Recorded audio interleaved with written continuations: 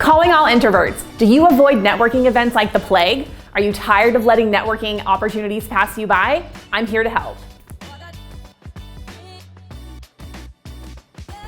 My name is Amy Huffle, the Talent Engagement Manager at Cornerstone Home Lending, and I'm sharing the tips and tricks introverts need to make the most of networking events. Walking into the room like you own it, striking up a conversation with a stranger, and dazzling people with your charm, even the most extroverted people would struggle. So how in the world do introverted professionals stand out?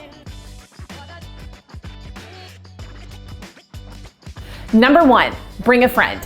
Walking into a networking event where you don't know anyone is always nerve-wracking. If you're worried that you'll freeze up, consider bringing a coworker or a friend. Having support will help you walk in feeling more confident. Just make sure you're prepared to approach people alone so you can stand out on your own. Number 2, be present.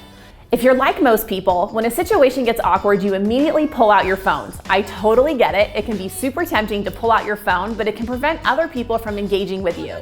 Before you walk into a networking event, turn your phone on silent and avoid the temptation to pull it out.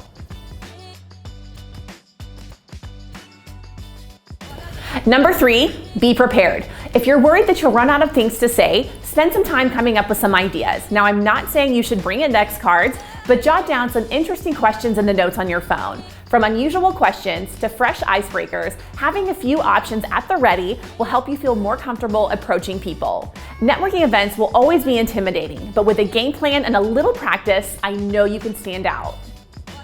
I hope today's video gave you the tools you need to make the most out of your next networking opportunity. Thank you so much for watching, and I'll see you in the next one. Bye, guys.